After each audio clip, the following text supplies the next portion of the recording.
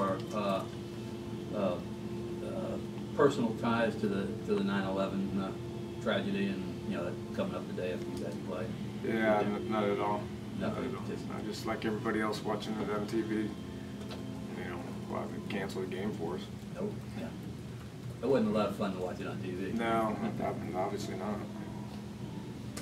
You talked about negative plays before and how much that affects what you guys are trying to do. What did you see from film and I know blocking, I guess. I was going to say, I'll give you one guess. If you don't block the person in front of you and that guy goes by you and makes the tackle, that typically you're not going forward, you're going backward. It was a couple of times like that reverse that we handed the tape on. I've ran that reverse probably 15 times in the game, and it's a safe play. It's not a trick play. It's a safe play, but they didn't show the blitz, and then as soon as he sent them in motion and snapped the ball, they blitzed the corner right into it, and that's just football. You got to live with stuff like that. So they blitzed into a run a couple of times, which makes it tough, and one of the short-sided runs, we ran an outside zone into the boundary, and Ricky, they blitzed the corner again, and Ricky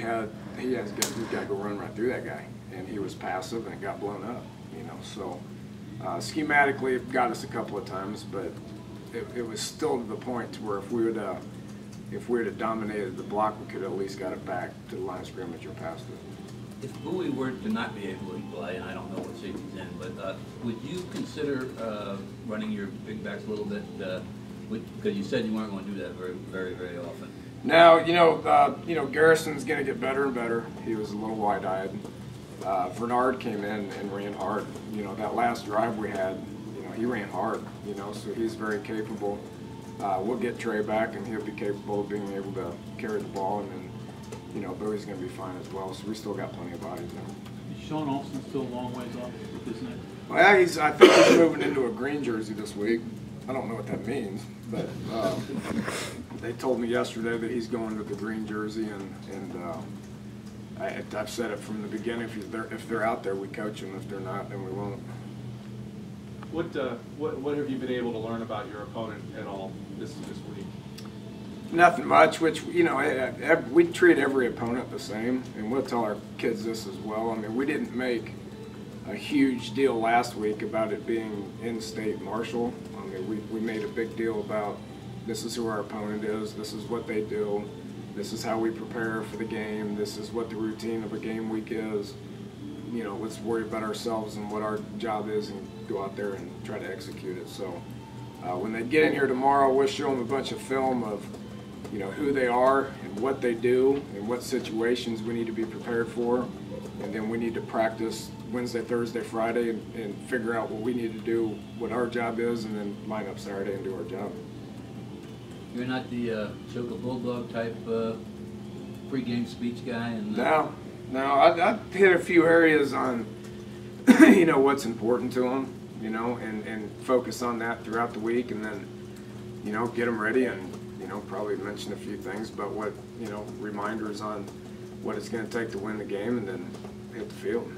Where does the motion play into the scheme of getting ready? I mean, I think the build-up's the biggest thing. I mean, we had to back them off this week. I mean that the Mountaineer man trip thing was spectacular. I mean, that thing gave them a huge charge, and really compliment the fans and the fan base in general as far as making that thing as good as I've ever seen a walk like that. And I've seen a bunch of them.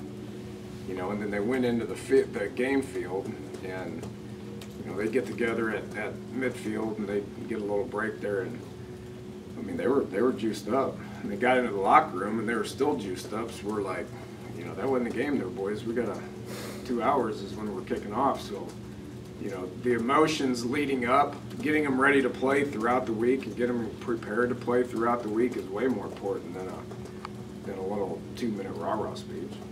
From your experience, is it more difficult to do that and prepare them when they know the opponent is not somebody that anyone outside of your program is going to respect?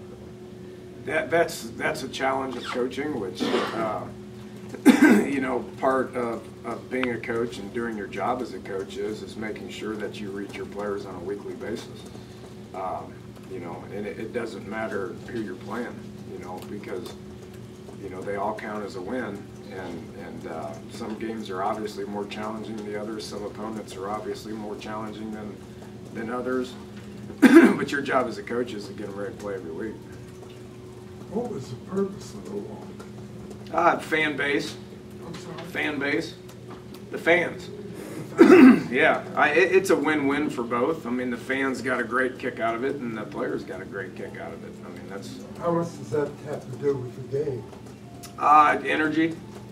Energy, excitement. We talked about that all week. I mean, if your guys aren't, you know, if they don't have the energy and the excitement to play, then you got a problem. You know, so it's for both. It's for both the fans and it's for the. Coach, if I could follow up there, the Norfolk State coach said that his offense is very much like yours. Do you see that? I watched about 20 minutes of it about 2 hours ago, you know, and they're spread it. They do some motion, you know, they run the ball with the motion guy like we'll do, which should help Jeff prepare for it because he's seen us. Just like I said, it should help our offense prepare for these guys because it's familiar with what we are defensively. So. Whether it is or it isn't, our job's still to prepare our guys to expect whatever we're seeing on film. Thank you. We've asked you a lot about the offense. What did you see defensively out of these guys and your own guys? I mean, yeah, our guys. Yeah, I saw them throw up a pretty good wall on 6 of the 8 drives. You know, 2 of the drives were legitimate drives where they moved down the field. You know, 8 or 10 plays. But then stopped them, you know, which was good to see. So, you know, and then the other 6 drives was pretty much just non-existent. They weren't all 3 and outs, but, you know, they may have got like 1 first down and then forced them to punt. So, you know, tackled well. You know, we were in the right spots, and it looked to me like we were flying around out there. You know, Jeff's back there going, you know, we're not very good. We're not that. They look pretty dang good to me. So I was really pleased with their production, obviously. You talked leading up to it about how you were going to have to divide your time differently than you ever had before as an offensive coordinator. Now that you've gone through it once, did you find yourself at times thinking I should be watching the defense or going over and helping?